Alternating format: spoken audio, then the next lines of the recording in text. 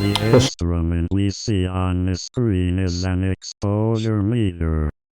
It is an instrument that, based on the sensitivity of the film inserted in the camera, gives us a series of pairs of values: exposure time and aperture.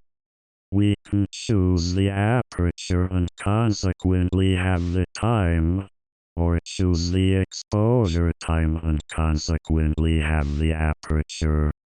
Discarded the hypotheses of sporting events or things like that, where in architecture, what we always choose is the diaphragm priority.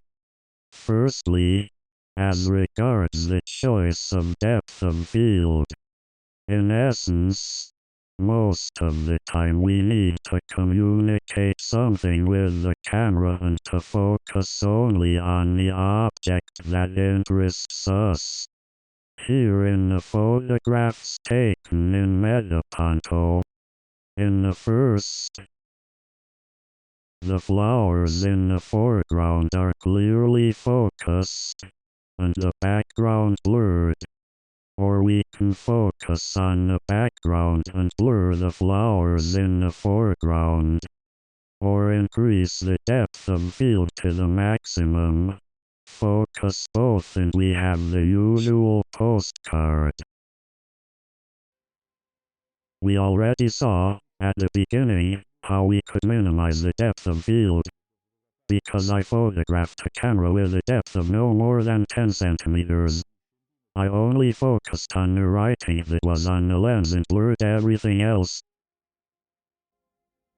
Similarly we can, as in this case, in the museum, focus only on the object, even blur the writing, which is in the foreground, and use the background to highlight the object. Then, in the case of flowers, we see the flowers clearly reproduced, and the whole background is blurred. We also think of a portrait, as in the case of the child, where only he is clear, nothing stood out in the background. Apart from these cases, we say that the values provided by the exposure meter can be altered.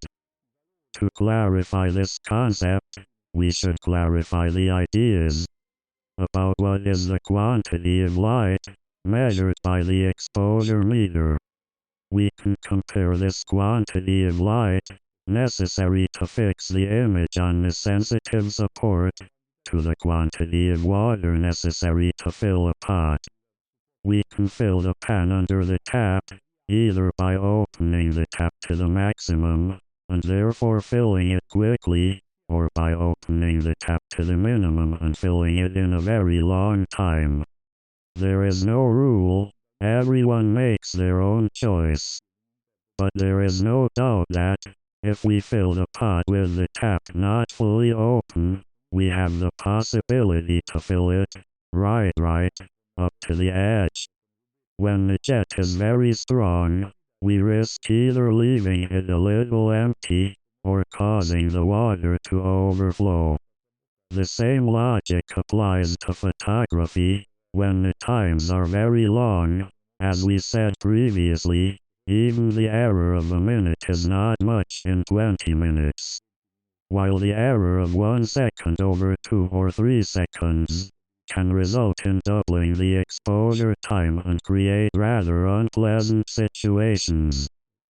Just to get an idea of what an overexposed photograph is, that is, that I received more light than necessary. We see it now in these boats, which are a little faded. Or a smaller amount of light than necessary can lead us to dark photographs, which however can be pleasant. Here we have a photograph exposed in the right way, but that doesn't tell us anything. With this light under exposure, we begin to see the rays of light. And it's another matter entirely. In this other case, in Jerusalem, at the same time, pointing the exposure meter towards the ground, we have this panorama. We see the houses in the sky a little bright. Pointing the exposure meter up towards the sky, we enjoy a beautiful sunset and the skyline of Jerusalem, as, perhaps, it is not easy to find. But long exposure is not only necessary in night cases. When the light is low, we are always on the Mount of Olives. We see the Mosque Omar, shot with a poor wide angle, but those circles due to the poor quality of the lens. We certainly need them to better identify the object we are photographing.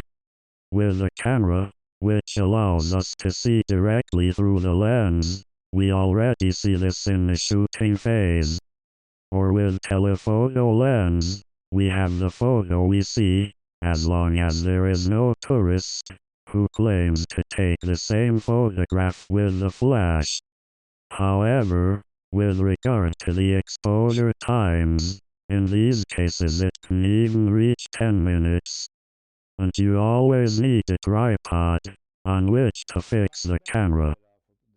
But the beauty of the long exposure is that it is not useful only in low light cases.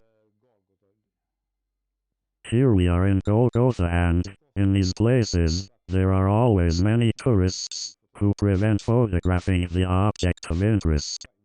Although the shot is taken from above, you cannot see the whole place, the object of the photograph. In this other case, however, with an exposure of 5 minutes, people move and therefore are not fixed by the machine, at most human a few feet. But roughly we are able to photograph the object we are interested in. Here we are, instead, in the cave of Bethlehem, where it is almost impossible to photograph.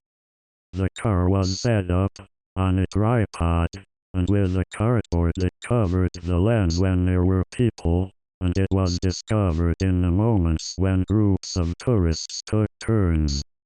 Done with 2 or 3 steps, it was possible to fix the object, as if there were no one. At most, in this photograph, we see a kind of fog on the stairs, and it is the tourists who are leaving. What matters in the photograph, first, before taking it? Clarify the ideas on what you want to photograph, then the ways to achieve this are endless. Another particular situation, here we have a Roman field, taken from above. Seen so, how do you say it is a Roman camp? The size cannot be understood. In this other photograph, the coaches are the reference, and we begin to have an idea of the size of the famous Roman field, with the 2 fundamental ways